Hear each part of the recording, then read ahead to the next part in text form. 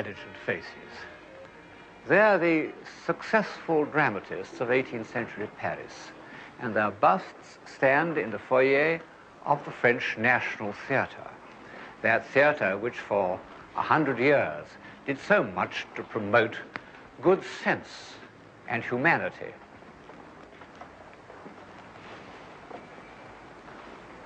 And here is the wittiest and most intelligent of them all, in fact, at a certain level, one of the most intelligent men that have ever lived, Voltaire. He's smiling, the smile of reason. You know, there's a character called Fontenelle, a French philosopher who, by living to be nearly 100, bridged the 17th and 18th centuries, the word of Newton and the word of Voltaire. He held a position known as perpetual secretary of the Academy of Science. He told an interviewer that he had never run and never lost his temper. The interviewer asked him if he had ever laughed. He said, "No, I have never made ha-ha." But he smiled. And so do all the other distinguished writers, philosophers, dramatists, and hostesses of the French 18th century. It seems to us shallow. We've got into deep water in the last 50 years. We feel that people ought to be more passionate, more convinced, or, as the current jargon has it, more committed. The smile of reason may seem to betray a certain incomprehension of the deeper human emotions, but it didn't preclude some strongly held beliefs. Belief in natural law, belief in justice, belief in toleration. Not bad.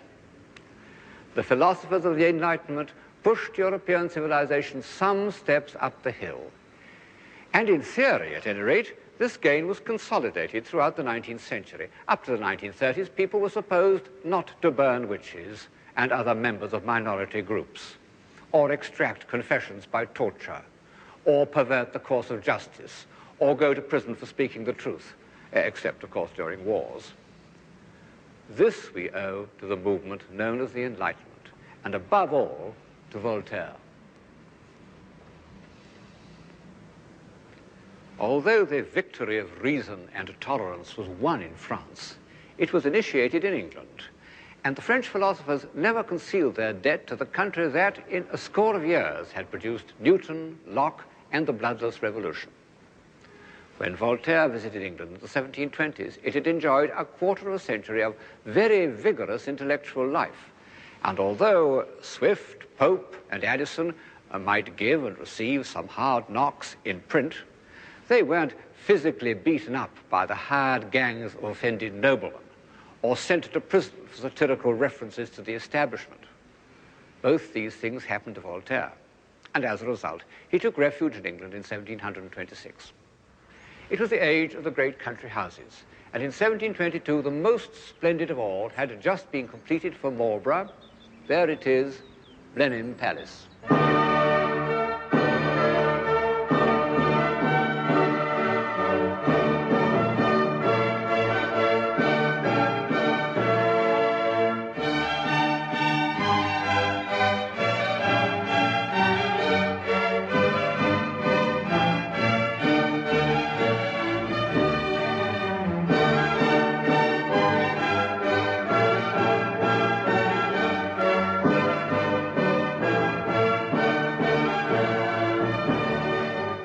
A superb setting, but not everybody's idea of a pleasant country retreat.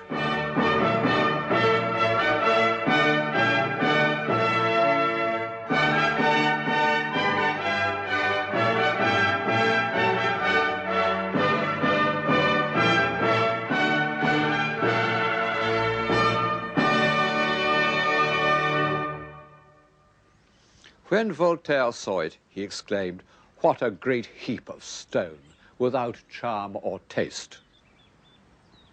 Well, it was built as a monument to military glory, and the architect, Sir John Vanbrugh, was a natural romantic, a castle builder, who didn't care a fig for good taste and classical decorum.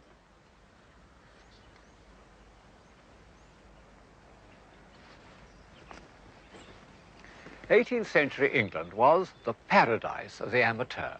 by which I mean men rich enough and grand enough to do whatever they liked, who nevertheless did things that required a good deal of expertise. One of the things they chose to do was architecture. Wren began as a brilliant amateur, and although he made himself into a professional, he retained the amateur's freedom of approach to every problem. And two of his chief successors were amateurs by any definition. Sir John Vanbrugh wrote plays, but he also designed the vast and complicated structure of Blenheim. Lord Burlington was a connoisseur and a collector and arbiter of taste, the sort of character nowadays much despised. But he built this small masterpiece of domestic architecture, Chiswick.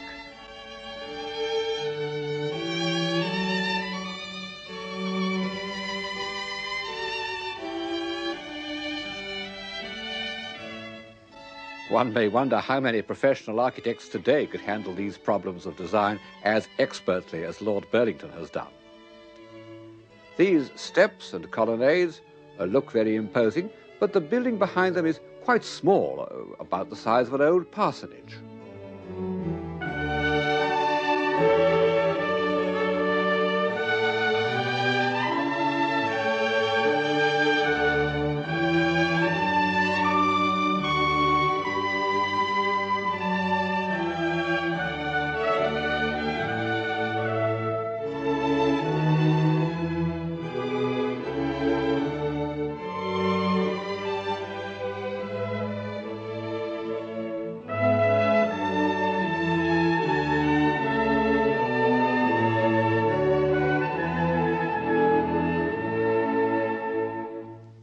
In fact, Chiswick was not meant for day-to-day existence, but for social occasions, conversation, intrigue, political gossip, and a little music.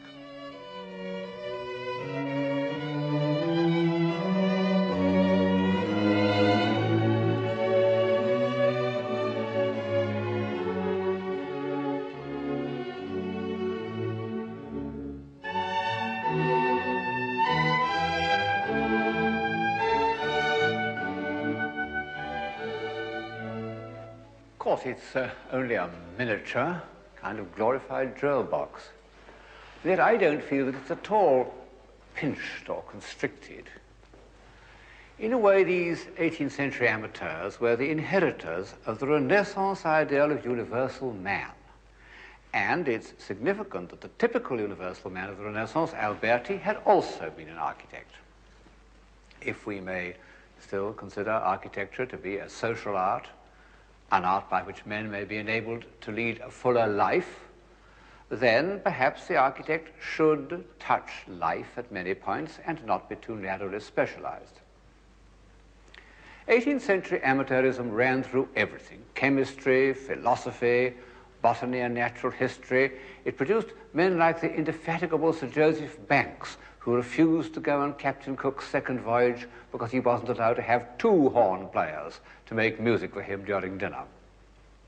There was a freshness and a freedom of mind in these men that is entirely lost in the rigidly controlled classifications of the professional. And they were independent, with all the advantages and disadvantages to society that result from that condition. They wouldn't have fitted in to our modern utopia. I recently heard a professor of sociology say on television, "What's not prohibited must be made compulsory." Not a suggestion that would have attracted those eminent visitors, Voltaire and Rousseau, who drew inspiration from our philosophy and our institutions and our tolerance. But as usual, there was another side to this shining medal. And of this we have an exceptionally vivid record in the work of Hogarth. The days of me youth I could feel like a dove. In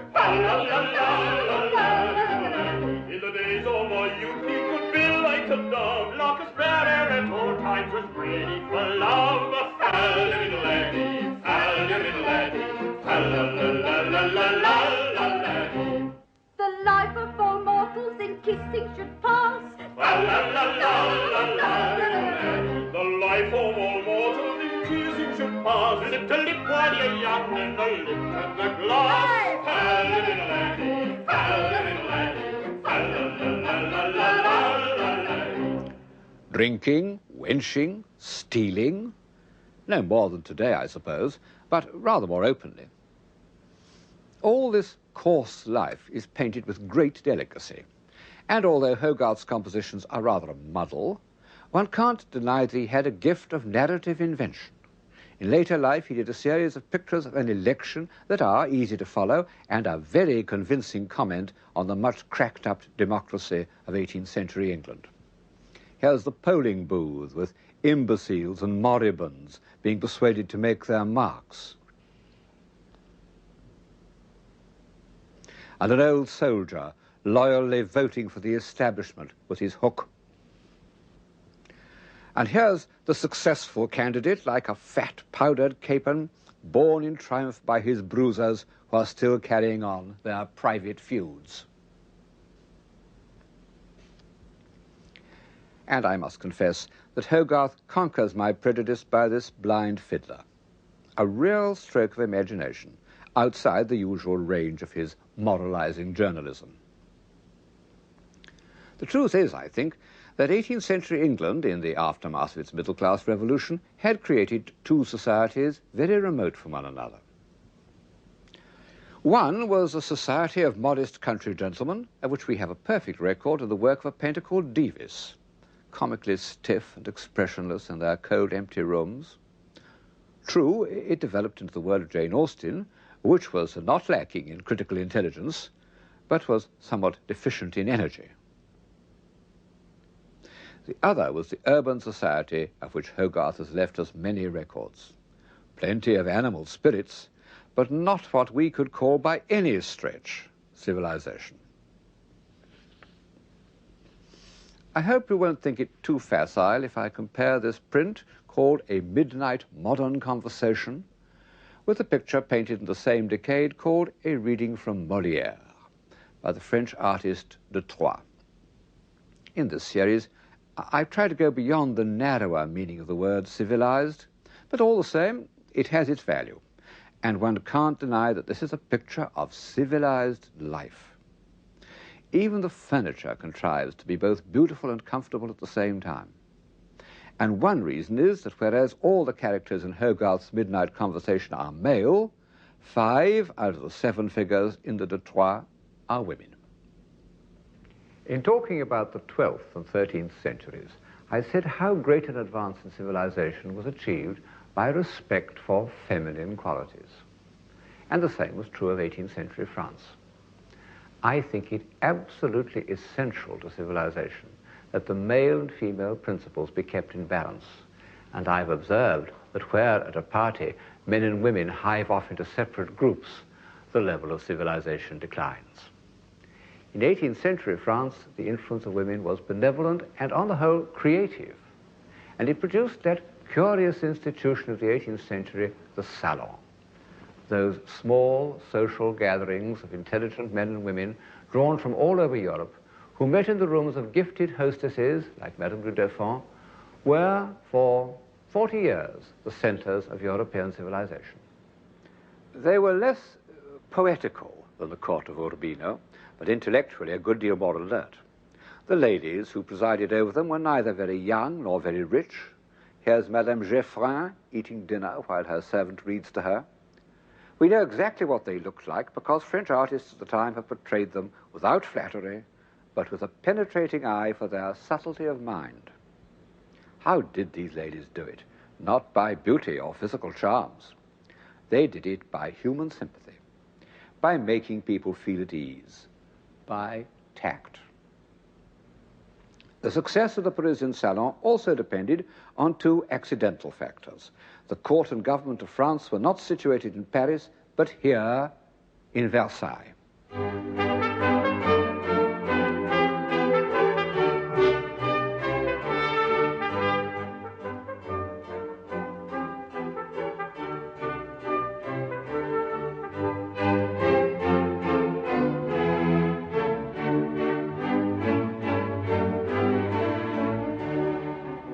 It was a separate world. Indeed, the courtiers of Versailles always referred to it as ce pays-ci, this country of ours.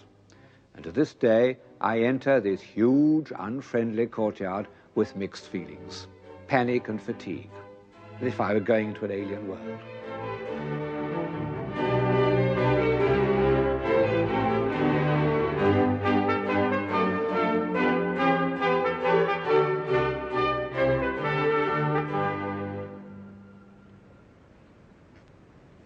But the remoteness of Versailles had this good result, that Parisian society was free from the stultifying rituals of court procedure and the trivial day-to-day preoccupations of politics.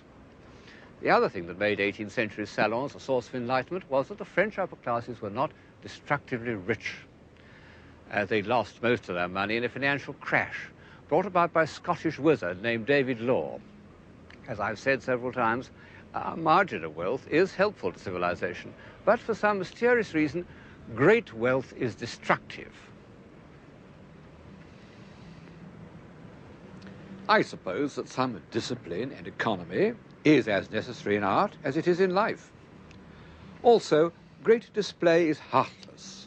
The south front of Versailles is a masterpiece of architectural design, but it doesn't touch us like something loved and familiar. For example, look at Chardin, the greatest painter of mid-18th century France. No one has ever had a surer taste in colour and design. Every area, every interval, every tone gives one the feeling of perfect rightness. Well, Chardin didn't depict the upper classes, still less the court. He sometimes found his subjects in the thrifty bourgeoisie, and what sweet people they are. Sometimes among the working class, where I think he was happiest because he loved the basic design of pots and barrels. They are noble, in a way that a piece of Louis XV's furniture couldn't be. Chardin's pictures show the qualities immortalized in verse by La Fontaine and Molière: good sense, a good heart, an approach to human relationships both simple and delicate. And they show that these survived into the mid-18th century and survive to this day among skilled workmen, what the French call artisans, who still maintain the character of French civilization. The salons where the brightest intellects of France were assembled were more luxurious, but still not overwhelming.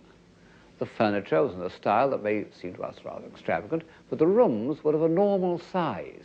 People could feel that they had some human relationship with one another. After the law crash, many of the French upper classes couldn't afford houses in Paris and lived in apartments. Comfort and elegance took the place of grandeur.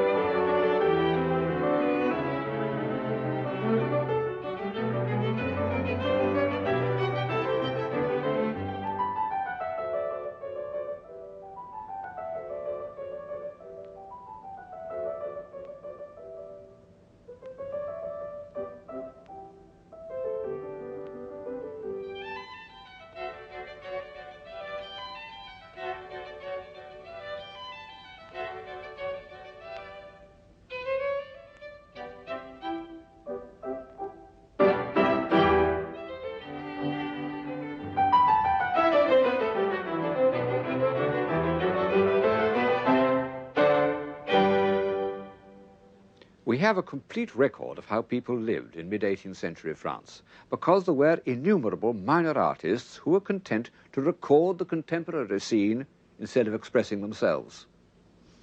Here's part of a series modestly known as the Monument of Costume, small masterpieces of design and execution. The ladies have come to see their friend who is about to have a baby. Don't be afraid, dear friend, they say. In this painting by Boucher, a lady is dressing by the fire, her maid asking her what she's going to wear. And here, also by Boucher, is the family sitting by the window having their morning coffee, or more likely chocolate. The little girl showing off her toys. Well, nobody but a sourpuss or a hypocrite would deny that this is an agreeable way of life. Why do so many of us instinctively react against it? Because we think it based on exploitation? Well, Do we really think that far? If so, it's like being sorry for animals and not being a vegetarian. Our whole society is based on different sorts of exploitation. Or is it because we believe that this kind of life was shallow and trivial? Well, that simply isn't true. The men who enjoyed it were no fools. Talleyrand said that only those who experienced the life of 18th century France had known the douceur de vivre, the sweetness of living. And Talleyrand was certainly one of the most intelligent men who ever taken up politics. The people who frequented the salons of 18th century France were not merely a group of fashionable good-timers. They were the outstanding philosophers and scientists of the time. They wanted to publish their very revolutionary views on religion. They wanted to curtail the power of a lazy king and an irresponsible government. They wanted to change society. In the end, they got rather more of a change than they bargained for. The men who met each other in the salons of Madame de Deffand and Madame Geoffrin were engaged in a great work. Here it is. An encyclopedia, or Dictionnaire raisonné des sciences, des arts et des métiers. It was intended to advance mankind by conquering ignorance. It was a gigantic enterprise, as you can see. Eventually, this is only a small part of it, eventually there are 24 folio volumes. And of course, it involved a great many contributors. But the dynamo of the whole undertaking was Diderot. There he is, in a picture by Van Loo, smiling the smile of reason, which enraged him. He said he'd been made to look like an old cocotte who was still trying to be agreeable. He was a many-sided man, very intelligent, a novelist, a philosopher, even an art critic, the great supporter of Chardin. And in the encyclopedia, he wrote articles on everything from Aristotle to artificial flowers. The aims of the encyclopedia seem harmless enough to us, but you know, authoritarian governments don't like dictionaries. They live by lies and by bamboozling abstractions, and they can't afford to have words accurately defined. The encyclopedia was twice suppressed, and by its ultimate triumph, the polite reunions in these elegant salons became precursors of revolutionary politics. They were also precursors of science. The illustrated supplement of the encyclopedia is full of pictures of technical processes. Here's one of the plates, for example, showing the polishing of wood. And then another, all the beginning here shows the making of silk for the tapestry, and this is the actual dyeing of the wool for the Gobelin tapestries. And throughout the book, there are extremely interesting examples of the techniques of the day.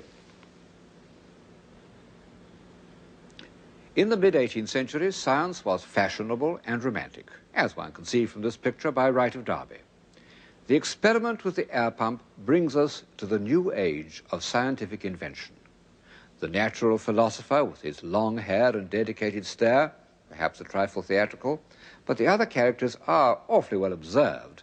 The little girls who can't bear to witness the death of the poor pigeon, the sensible middle-aged man who tells them that such sacrifices must be made in the interest of science, and the thoughtful man on the right who is wondering if this kind of experiment is really going to do mankind much good.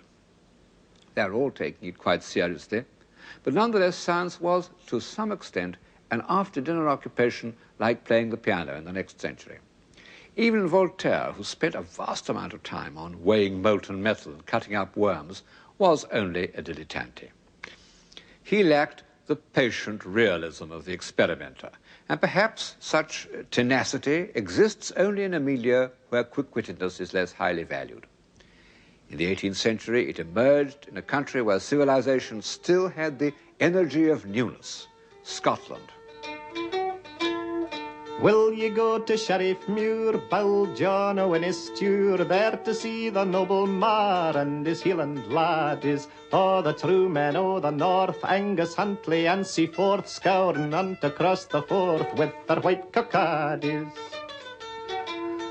There you'll see the banners flare, there you'll hear the bagpipes rare, and the trumpets deadly blare, wi' the cannons rattle. There you'll see the Bold Macross, Camerons and Clanranald's raws, all the clans wi' loud huzzas rushing to the battle. The Scottish character, and I'm a Scot myself, shows an extraordinary combination of realism and reckless sentiment. The sentiment has passed into popular legend, and the Scots are proud of it, and no wonder. Where but in Edinburgh does a romantic landscape come right into the centre of the town? But it's the realism that counts, and that made 18th century Scotland a poor, remote, semi-barbarous country, a force in European civilization. Let me name some 18th century Scots. In the world of ideas and science, Adam Smith, David Hume, Joseph Black, and James Watt. It's a matter of historical fact that these were the men who, soon after the year 1760, changed the whole current of European thought and life. Joseph Black and James Watt discovered that heat, in particular steam, could be a source of power. Well, I needn't describe how that has changed the world. In The Wealth of Nations, Adam Smith invented the study of political economy and created a social science that lasted up to the time of Karl Marx. In his treatise on human nature, Hume succeeded in proving that experience and reason have no necessary connection with one another, that there's no such thing as a rational belief. Hume, as he himself said, was of an open, social, and cheerful humour, and he was much beloved by the ladies in the Paris salons. I suppose they've never read that small book which has made all philosophers feel uneasy till the present day. All these great Scots lived in the grim, narrow tenements of the old town of Edinburgh, piled on the hill behind the castle. But even in their lifetime, the great Scottish architects, the brothers Adam, who had produced one of the finest pieces of town planning in Europe, the new town of Edinburgh.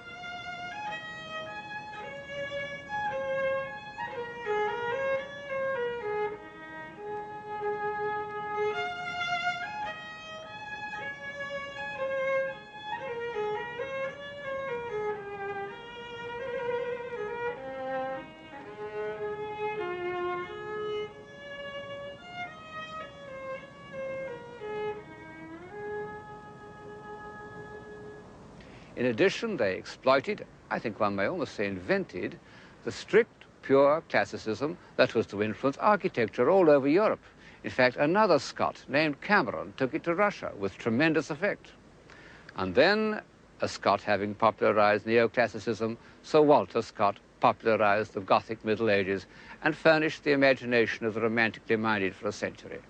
Not bad for a poor, underpopulated country. Through the practical genius of the Scots and English, those technical diagrams in the encyclopedia became a reality. And before the political revolutions of America and France had taken effect, a far deeper and more durable transformation was already underway, what we call the Industrial Revolution.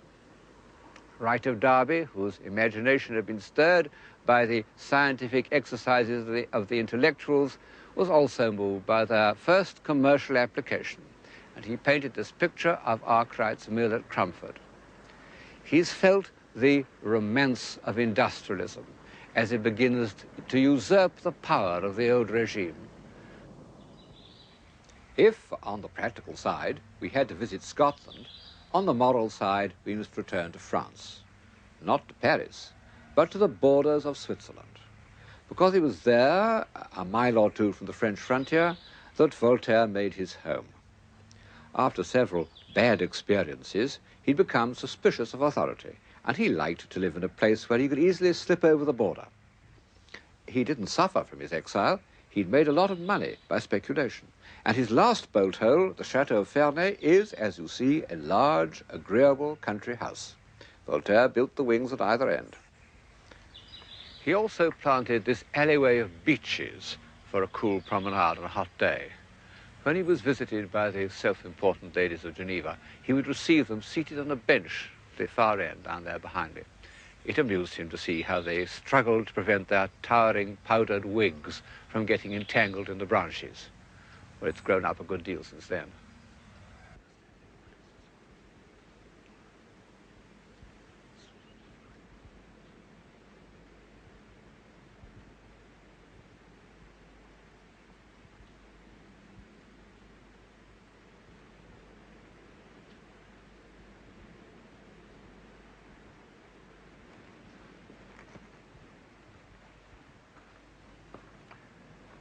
It was in this room that he thought up devastating witticisms with which to destroy his enemies.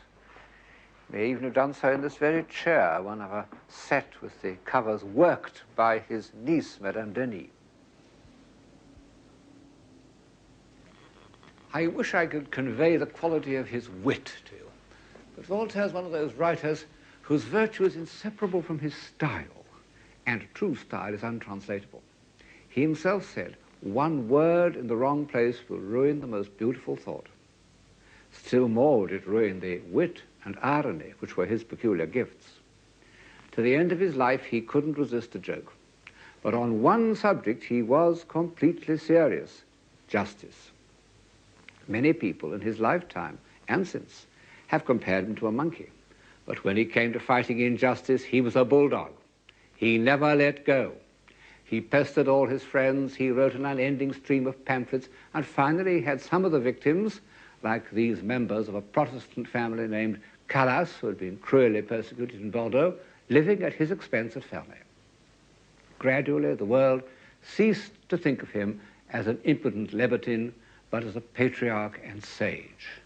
And by 1778, he at last felt it safe to return to Paris. He was 84. No victorious general, no lone flyer has ever been given such a reception. He was hailed as the universal man and the friend of mankind. People of all classes crowded round his house, drew his carriage, mobbed him wherever he went.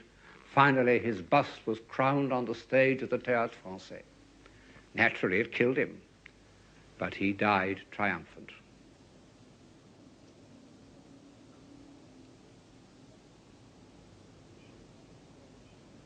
The remarkable thing about the frivolous 18th century was its seriousness. It was, in many ways, the heir to Renaissance humanism. But there was a vital difference. The Renaissance had taken place within the framework of the Christian Church. A few humanists had showed signs of skepticism, but no one had expressed doubts about the Christian religion as a whole. People had the comfortable moral freedom that goes with an unquestioned faith. But by the middle of the 18th century, serious-minded men could see that the church had become a tied house, tied to property and status, and defending its interests by repressions and injustice. No one felt this more strongly than Voltaire. Écraser l'infâme, crush the vermin. It dominated his later life, and he bequeathed it to his followers. I remember H.G. Wells, who was a kind of 20th century Voltaire, saying that he daren't drive a car in France because the temptation to run over a priest would be too strong for him. All the same, Voltaire remained a kind of believer. He even built a chapel at Ferney. Over the door he had inscribed the words Deo erexit Voltaire, Voltaire in larger letters. It was an affair solely between him and God. However, several of the contributors to the encyclopedia were total materialists. And so the late 18th century was faced with the troublesome task of constructing a new morality without revelation or Christian sanctions. This morality was built on two foundations. One of them was the doctrine of natural law, the other the Stoic morality of ancient Republican Rome. Republican virtue inspired the most gifted painter of his day, David. In the Lives of Plutarch, people read about those grim, puritanical heroes of the Roman Republic who sacrificed themselves and their families in the interests of the state. And they took these monsters as models for a new political order. Here's David's first great revolutionary picture, The Oath of the Horatii. It was painted in 1785, and it created an effect which those of us who remember the first appearance of Picasso's Guernica may be able faintly to imagine.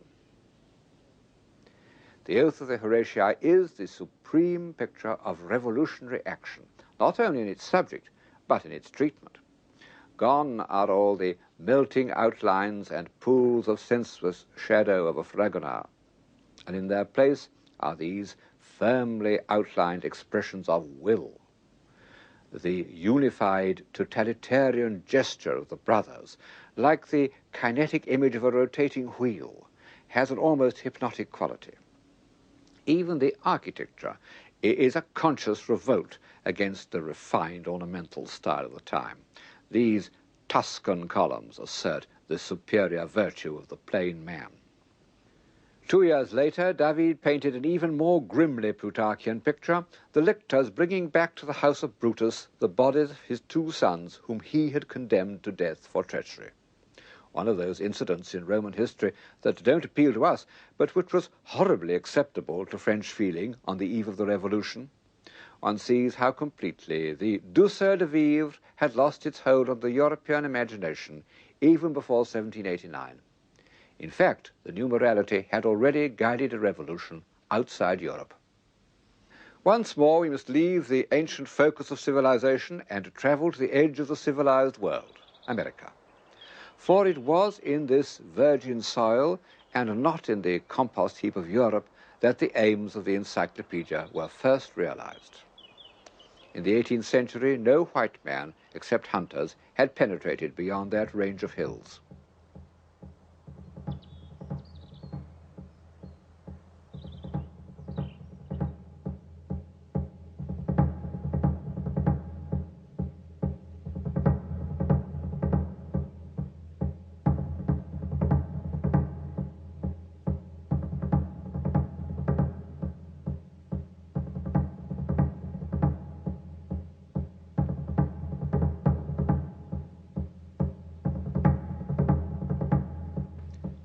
But here, on the border territory of the Indian, the trapper, the buffalo, a young Virginian lawyer elected to build his home in the 1760s. His name was Thomas Jefferson, and he called his house Monticello, the Little Mountain. It must have been an extraordinary apparition in that wild landscape.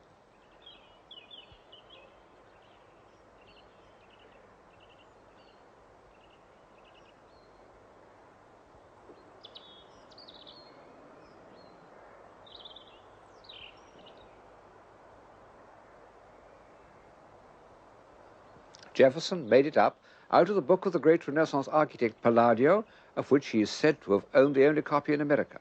But of course, he had to invent a great deal of it himself, and he was highly inventive. The interior of the house betrays the obstinate ingenuity of a creative man who is determined to work out everything for himself. This is his idea for a bed placed between 2 rooms in the wall, so that he could get out either side, either into his study or his sitting room. And to dress, he went up this little circular stair to the room above. And this was his own design for spectacles in a little box the size of a patch box. They look a little small, but in fact you can read by them perfectly well, and with them I can read his own edition of Vitruvius, the classical architect who inspired so much of his building.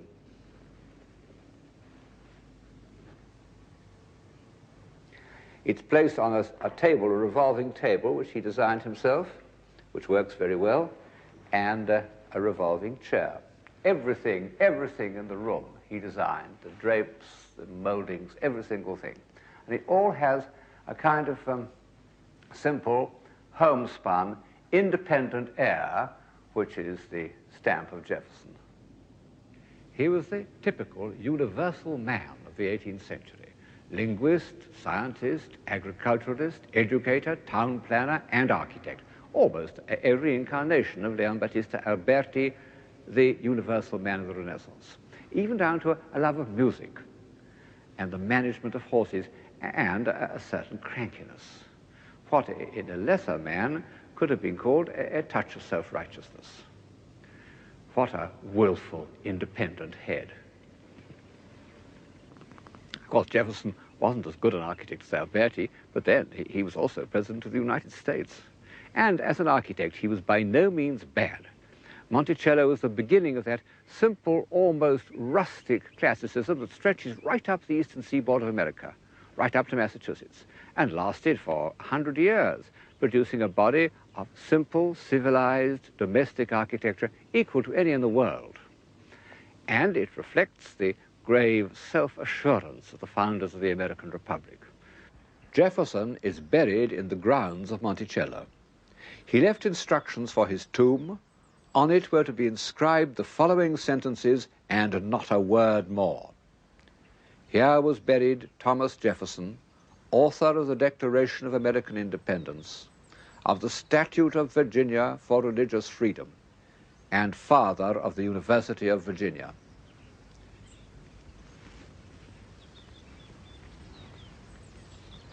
Well, the establishment of religious freedom that earned him so much hatred and abuse in his own day, we now take for granted. But the University of Virginia is still a surprise. It was all designed by Jefferson, and it's full of his character.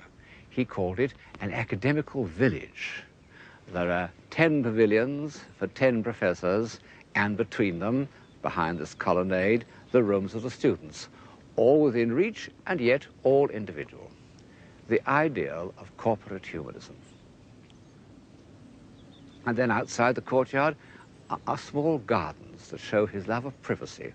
Those serpentine walls were Jefferson's speciality. Nobody knows where he got them from.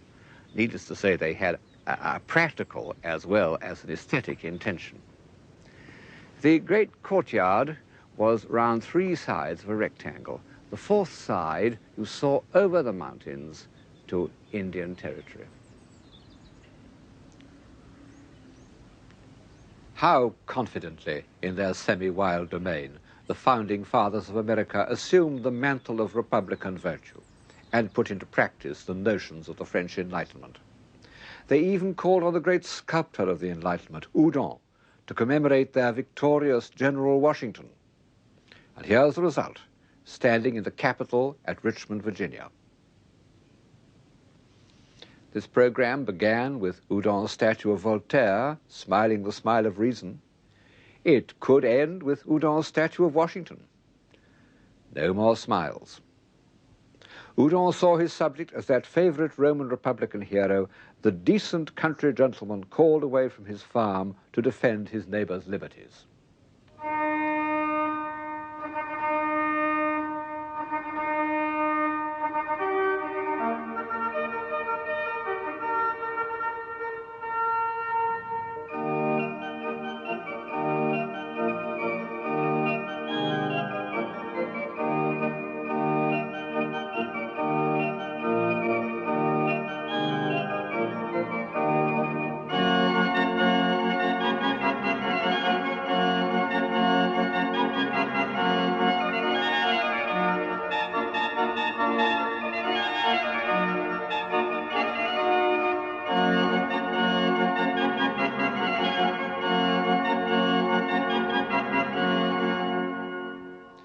In fact, the War of Independence lasted 6 years, and at the end of it, the British totally withdrew their forces, and the new republic was born. Washington retired to his farm at Mount Vernon. The ideas of the French Enlightenment influenced the founders of the American Constitution, and in return, the success of the American Rebellion played a part in inspiring the French to overthrow their monarchy. After the storming of the Bastille, Lafayette sent the key of that infamous prison as a present to Washington. Washington hung it in the hall at Mount Vernon, and there it has stayed ever since. By this date, Washington had little time to spend at his home farm on the banks of the Potomac. He had been elected first President of the United States.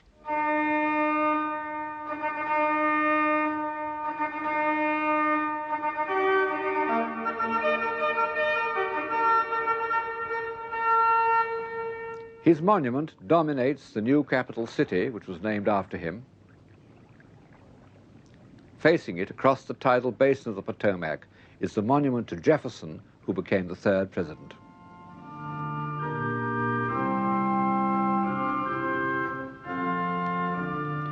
Not only the Palladian architecture, but the music has crossed the Atlantic. God Save the King has become My Country 'Tis of Thee.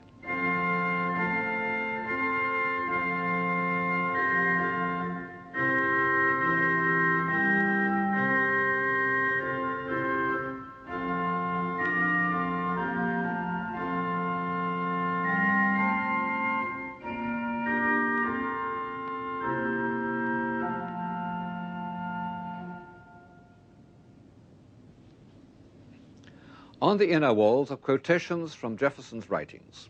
First, the familiar, noble, indestructible words of the Declaration of Independence. We hold these truths to be self-evident, that all men are created equal, that they are endowed by their Creator with certain inalienable rights. Among these are life, liberty, and the pursuit of happiness, and that to secure these rights, governments are instituted among men. Self-evident truths. That's the voice of 18th century Enlightenment. But on the opposite wall are less familiar words by Jefferson that still give us pause today. I tremble for my country when I reflect that God is just, that his justice cannot sleep forever. Commerce between master and slave is despotism. Nothing is more certainly written in the book of fate than that these people are to be free. A peaceful-looking scene, a great ideal made visible, but beyond it, what problems? Almost insoluble, or at least not soluble by the smile of reason.